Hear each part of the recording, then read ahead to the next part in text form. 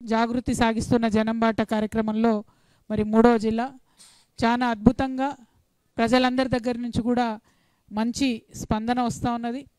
ఎక్కడికి వెళ్ళినా ఒకటే మాట వినిపిస్తూ ఉన్నది, మీరు సామాజిక తెలంగాణ అని ఏదైతే అంటూ ఉన్నారో ఆ సామాజిక తెలంగాణ సాధనలో మరి వెనకడుగు వేయకండి, అన్ని వర్గాలను కలుపుకోండి అని చెప్పి మాట్లాడుతున్నారు. ఈరోజు కూడా మాట్లాడినటువంటి ప్రతి ఒక్క వ్యక్తి, ప్రతి ఒక్క మేధావి, ప్రతి ఒక్క సమాజం బాగుండాలి, సమసమాజం కావాలని కోరుకునే ప్రతి ఒక్కరు కూడా ఇన్ని సంవత్సరాలైనా 79 సంవత్సరాల స్వతంత్ర భారతదేశంలో 12 సంవత్సరాల స్వరాష్ట్రంలో ఎందుకు మనము విద్య, వైద్యం లాంటి కనీస సదుపాయాలను ప్రజలకు ఇవ్వలేకపోతున్నాం అనేటటువంటి ఒక ఆవేదనను, బాధను కూడా వ్యక్తం చేసినటువంటి విషయాన్ని మనందరం కూడా గమనించుకోవాలి.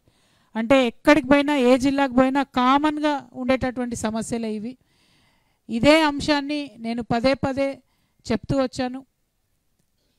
ఇవాళ తెలంగాణ వస్తే అందరం బాగుంటాం, సబ్బండ వర్గాలం బాగుంటాం, సకల జనులం బాగుంటాం అనుకుంటే మరి ఎందుకు పేదవాడికి ఇంకా వైద్యం అందుతలేదు, ఎందుకు పేదవాడికి విద్య అందుతలేదు, ఎందుకు ప్రభుత్వం ఫీజు రీఎంబర్స్మెంట్ ఇవ్వకపోతే ఇంట్లో పిల్లలు చదువు మానేసి కూర్చునే పరిస్థితి స్వరాష్ట్రంలో వచ్చింది అనేటటువంటి అంశాలను దయచేసి అందరం కూడా బుద్ధిజీవులం ఆలోచించాల్సినటువంటి సందర్భం వచ్చింది.